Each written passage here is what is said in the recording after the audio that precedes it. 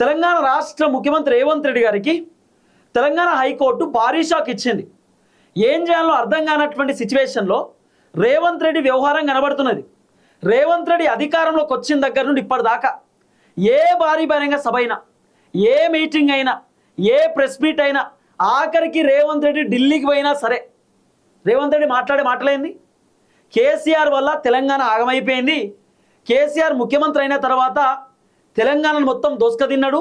BRS party అధికారంలో ఉన్నప్పుడు ఎమ్మెల్యేలు, ఎంపీలు, మంత్రులు, ఎమ్మెల్సీలు మొత్తం తెలంగాణను కథం పట్టించిర్రు, తెలంగాణను ఆగం చేసిర్రు.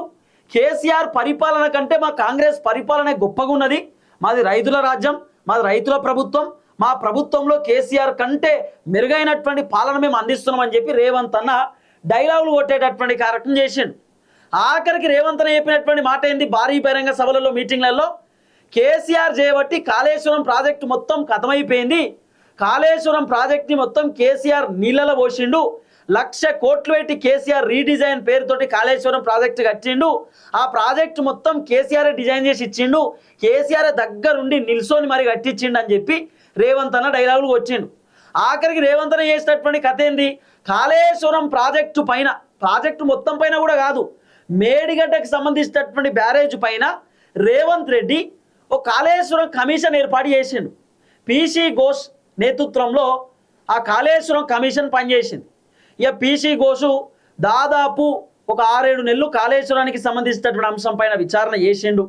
కేసీఆర్ ఉన్నాడా, కేసీఆర్ ఊలగొట్టినా, ఏం కథ, ఆ మేడిగడ్డకు సంబంధించినటువంటి పిల్లర్లు ఎందుకు గుంగిపోయింది, ఆ మేడిగడ్డకు సంబంధించినటువంటి పిల్లర్లు ఎందుకు పర్రెలు వాసినాయి, ఆ పిల్లర్లకు ఎందుకు క్రాక్లు వచ్చినాయి, ఆ పిల్లర్లు ఎందుకు ఖరాబ్ అయినాయి, ఏం కథ అనేది కాళేశ్వరం కమిషన్ పీసీ ఘోష్ నివేదికలో చాలా కీలకమైనటువంటి అంశాలు తెరపైకి తీసుకొచ్చినారు.